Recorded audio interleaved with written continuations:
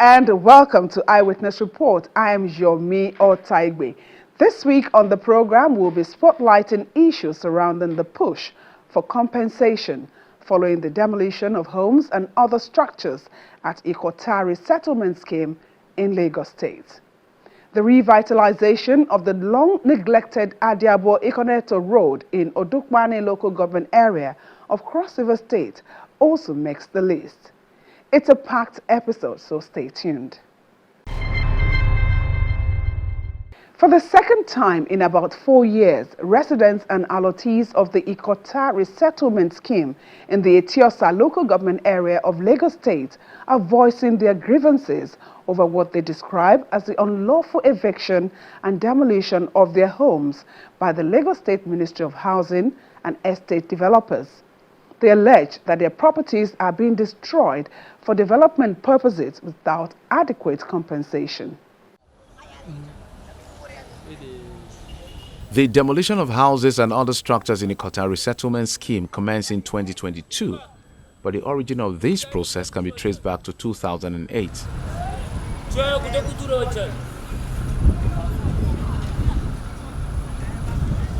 Originally built by HFP Construction and Engineering Company for military personnel, these prefabricated homes were later allocated to evictees from Maroko community in 1990 by the military government of Lagos State.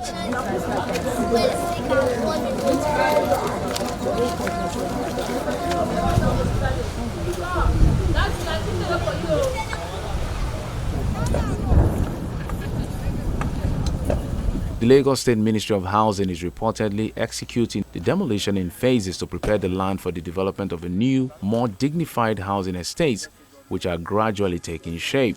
The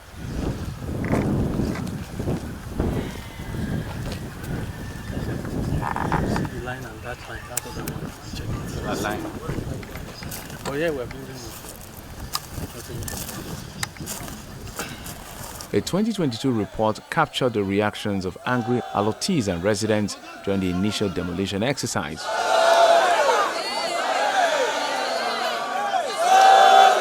Hey, Ogas, please drop your camera. Please stop the man to drop his camera.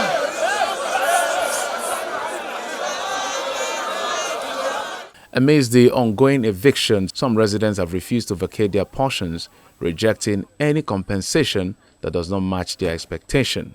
We don't know where to start. Nobody. They let me to 4 children, no husband. My husband is dead, so something like that. They let me my 4 children. They manage life. Nobody to help me out. And I come now. I come and see all these people want to fence here again. One time you come and pursue me to my children. I don't know where to start life again. Because everything not start me to. I don't know where to start. So without settling you won't leave this place? I can't leave this place. I don't have anywhere to go. This is my home. I don't have any place to go. I cannot sleep out on that bridge. I'm not a madman. I'm a good citizen of the country. You have a family? I have a family. I can't put my wife, my kids inside this forest. It's very bad. Despite their resistance, the ground preparation for construction work continues unabated.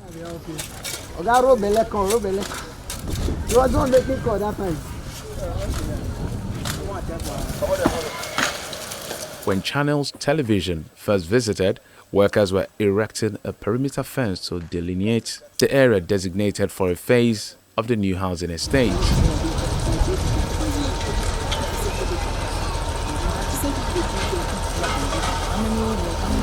The guy is still battling with the carpet.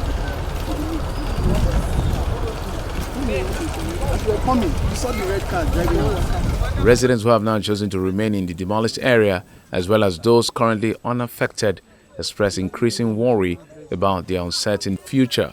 I went for a meeting, so before I came back, I was there when my wife called me that they've pegged in front of the house. So when I came, I saw the peg. I didn't know what was happening until the following day. I discovered that some people came and they started digging the place. So I asked them what is happening. They say they want to put fence in front of that place. So, but looking at it, if they are to put fence there, even before this time, the construction that is down there made water to enter the house in which I'm living. But this time around, they are also putting up another fence close to the house, which will be about 5 meters from the house. And this time around, the water that is coming to hit the fence. So as it's bouncing back, it's directly into the room. So my own is, even if they are doing fence, there should be a proper channeling so that water, because I don't know the authorities or whoever, my own is where I'm living. This time around, if it rains, no two ways about that. The water will still enter the room. My own is, at least, we are all human beings. We should be properly communicated to know what to do. That is my concern. You look at it that you have neighbors, people that you are living together. Already with this fencing now, they will be inside the fence. And I'm going to be, if we are counting the remaining houses, I'm going to be one of the first that is close to the fence. And anything can happen. Since you are the only person close to the fence, you become vulnerable to whatever. If somebody comes in, the next person that you will call is not there. Like my father is a retired military officer who had served this country for over 30 years. Now it will be very bad and unfair for someone coming from outside to threaten him to move out of his own house, his property, what he worked for and what he bought. It's really, really very, very unfair. Presently, he's over 75 years old. He would have been here, but due to his age, he's not here. And I'm his daughter speaking on his behalf and calling on the country, the president, whosoever that can speak and come out for us to come out for justice and ensure that the right thing is done.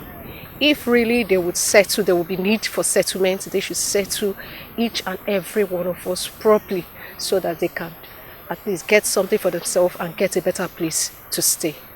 Some of the original allottees have since passed away, with their homes now occupied by family members, rented out or sold. So like this one now even shows that that's 501 has been sold. Has been sold. Before now. My friend bought this house and he has even sold it. He has sold it to another place again.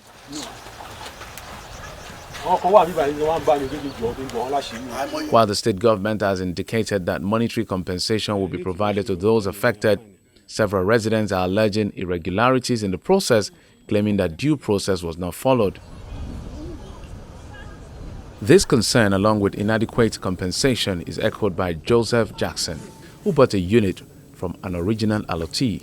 With the 40% inflation we have and 40% unemployment, with the pain, all we have, and everybody is trying to adjust to the redevelopment and the new policies being rolled out by His Excellency President Bola Ahmed Tinubu, trying to adjust, and everybody is still trying to measure up and bringing this hardship of demolition without consultation. I think is a very painful one, and saying 5 million naira cannot do anything. Build Ikota for Ikota is the mandate we are looking for. 5 million naira is nothing to write home about. According to report, our sister estate, Jakonde Estate, Ilason, was given 11 million naira and 250 for relocation. Why some were given apartments, I think a 2-bedroom flat or 3-bedroom flat in whatsoever consent. So we expected a fair treatment, not that if you don't want, we're going to grind on you, we're going to push you out, and which is an example of what we see in flat 781 and many other flats you can see around, that some have been broken without due compensation. And this is the reason why we've decided to plead and call on the media to come to our rescue. We are tired of suffering in silence. We are citizens of Nigeria.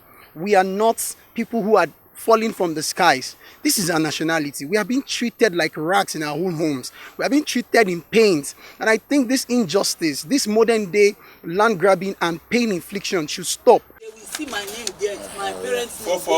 On the other hand, another allottee offers a different perspective on the transactions between the state government and community members regarding enumeration and compensation.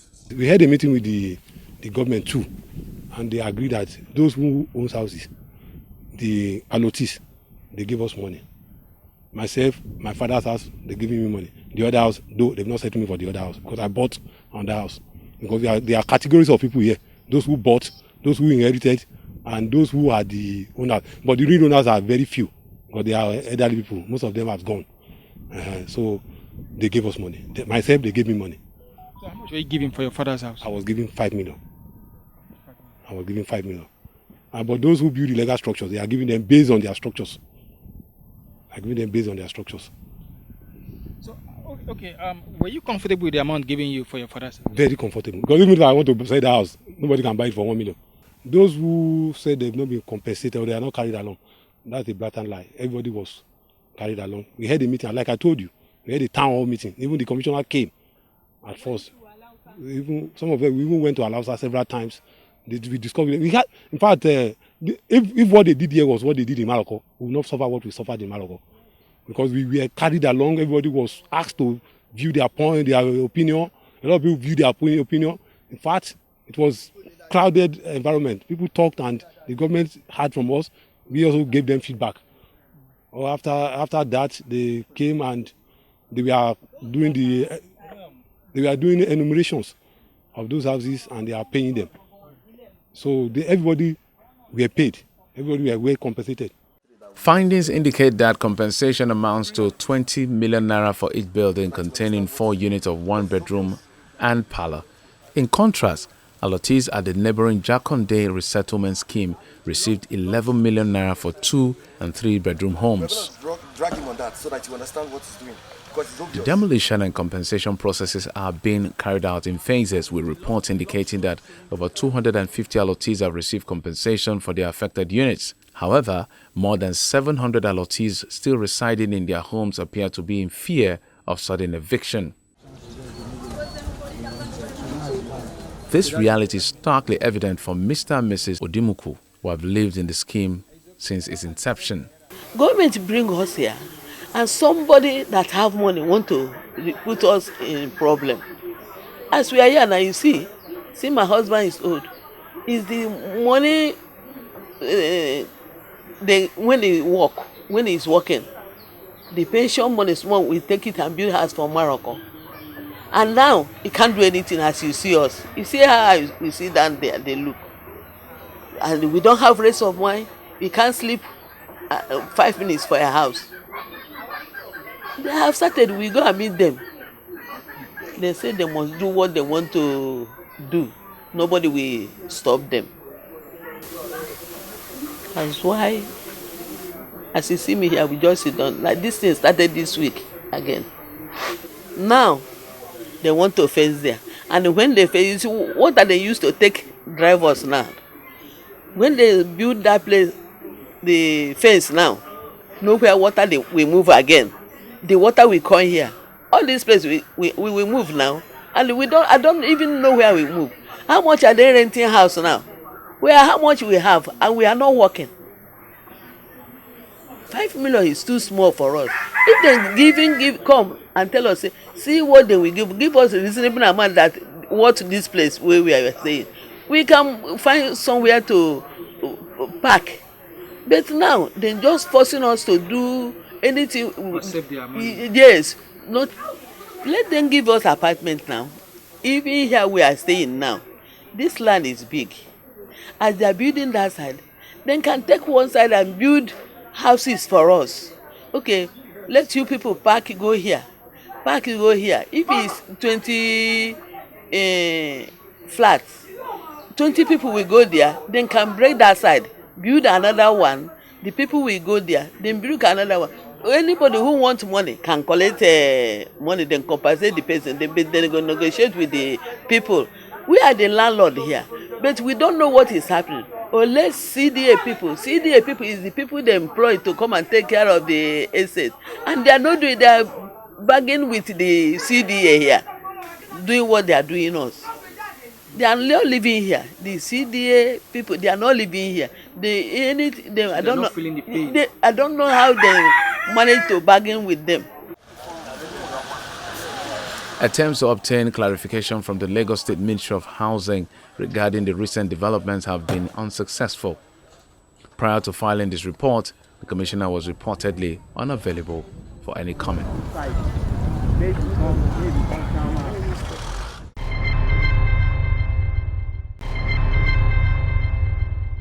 Welcome back. Now let's shift our focus to the Adiabo-Ikoneto Road in Cross River State, which is finally receiving the attention it needs from the state government after several years of neglect.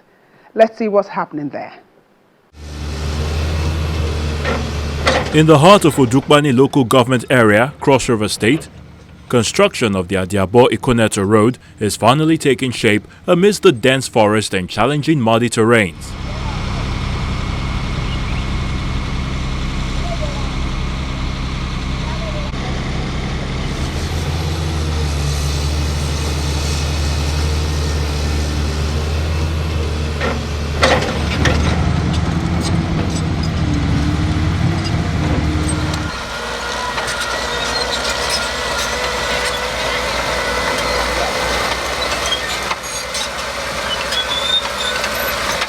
Attempts to build this road dates back over 3 decades, but was abandoned, leaving the community's hopes dashed.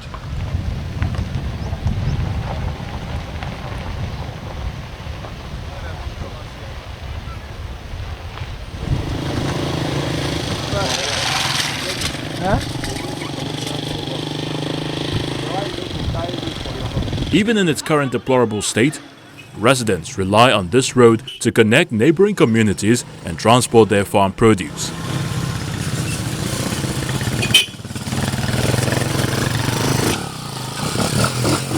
During the groundbreaking ceremony, Governor Basio too emphasized the road's importance in driving development and progress in the area. To cut this thing in this groundbreaking ceremony. In the name of the Father, Amen. In the name of the Son, Amen. In the name of the Holy Spirit, Amen.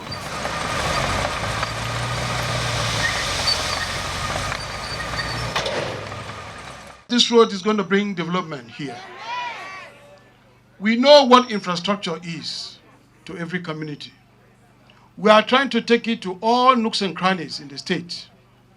What we are doing here, we are doing in Calabar, we are doing in the central, we are also doing in the north. We are not segregating or looking at any particular locality. And we've shared the resources in a way and manner that it is balanced, so that our aggregate growth as a state can be viewed from any point, anywhere you go. If you enter Agoja, you will see our presence. If you enter Ikom, you will see our presence. If you enter even Ugep, you will see our presence, not to talk of Calabar. This government came to change the narrative. For me, my word is normally my bond. I don't say what I cannot do. Yes, when I say I'll do it, and I always do it. And I believe, quite all right, I'm not in any way underrating the challenge that is before us. But it's a promise that I will never let you people down. All I will appeal is let all of us be law-abiding. Anybody who breaks the law, no matter how big, I'll deal with you squarely. Everybody must sit, because if all of us misbehave, then we won't have a community. So discipline is one of the major ingredients of building a very serene and developing society. We have actually that responsibility to make sure that everybody lives peacefully, nobody is oppressed, and that everybody is given equal opportunity to grow and to be able to actualize their visions and, of course, their dream. And I believe that with our total support, not too long, this road will be able to use it effectively.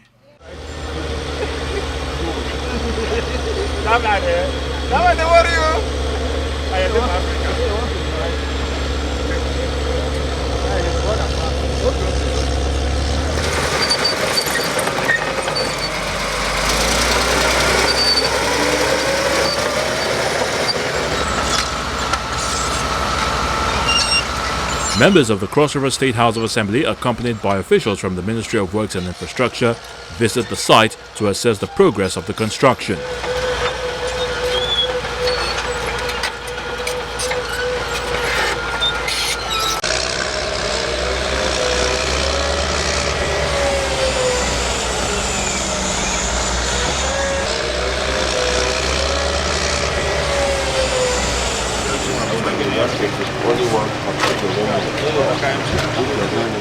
What I've seen here has impressed me and my colleagues, and no wonder they said this government is people's government, first government, and President Otu himself, from the beginning of his political aim, it has been like this. So there's no change about President Otu. Our commissioner standing here has also impressed us, because without his effort and the permanent secretary, I'm sure we have heard story of people doing road and it's not working, because the people who are the leaders are not giving them the face to do what they are doing.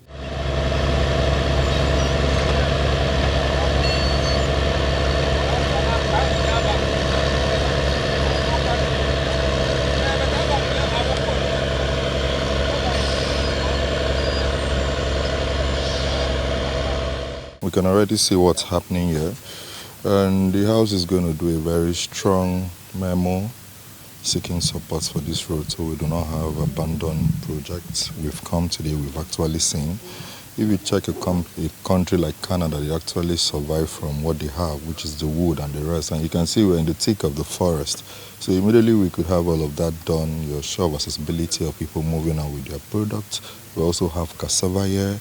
And in one of the blueprints of the state is also to have a cassava cassava factory. From there we can also have like starch and all of that. So all of those crops will be very easy to move, and it gives accessibility to farmers and traders to do business very well. And do not forget, once this road is open, we have a very strong tourist site here that is now up to 5 minutes from here. That's the Kwa Falls. And you can imagine how many tourists will be coming into Kwa Falls and also the national park and all of that. So it's a wonderful and brilliant achievement that will go a very long way for this government.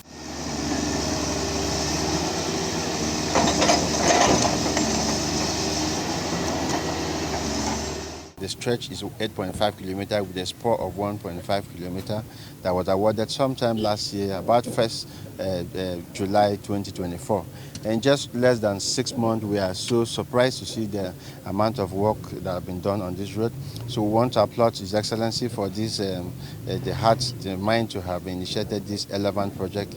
It is relevant because this project was initiated during the military era about 33 years ago and was abandoned. No successive administration have deemed it fit, to leverage on the gains of the past government.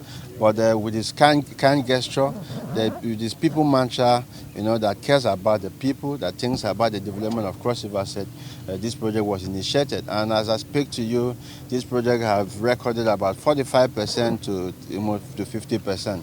It is history. I stand here to say that history is made today in Cross River State, that we are able to cross, from Tinapa axis to Adiabo, the old Adiabo community. It is a great history because it has never been done. For 33 years in history that this project was initiated, it was never possible for anybody to come here. And I'm sure His Excellency will be very surprised when you come here to see what is happening here. So I want to thank the people of Adiabo community and thank, the entire Cross Riverian for this support given to us to achieve this land fit, achievement. If you go down there, as we saw, there were a lot of structural arrangement that was put in place, but we have condemned it because we have carried out integrity tests. I have seen that, that those structures can no longer stand. And so that is why we have changed our design to meet the modern technology, which we are presently putting up on ground. At the end of the day, this bridge and the road will be completed for the benefit of Cross Riverians.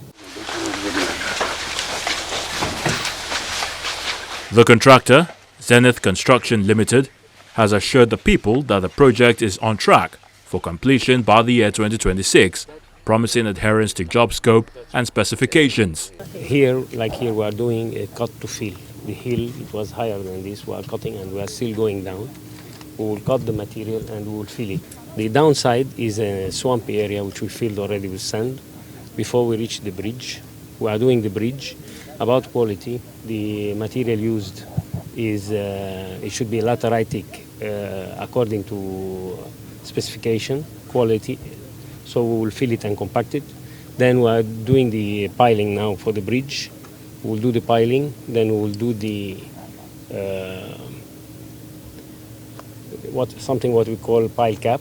Then we will launch beams, and we will continue. So we will reach the other swampy area, which is still fresh swamp. which is the most challenging area in this contract. We will fill with sand, dredge sand from the river, from the other side river, and we are going to fill it, and we will wait until when it will settle, because it's settling, then the road will be accessible. We have mentioned it 2 years. 2 years, hopefully. When will the 2 years end? July 2026. The host community, they are very supportive. They are very coordinating. Anything we will need, they are trying to help as much as they can. And we are playing also our own part. I would like to thank them because really they are supportive. We are not having this kind of much problems.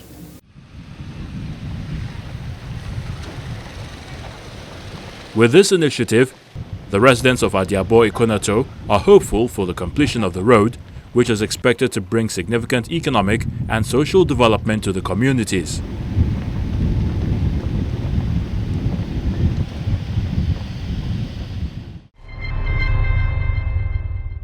Before we close the program, let's remind you that the stories we cover are based on images and videos submitted by eyewitnesses. Your contributions could be the catalyst for change in the affected communities. So why not harness the power of mobile technology? Capture events in your neighborhood and send them to the Eyewitness portal on the Channels TV app. It's available for download on online stores. That brings us to the end of this edition of the program. We hope to see you again, same time next week. I'm Yomi Otaigbe. Bye for now.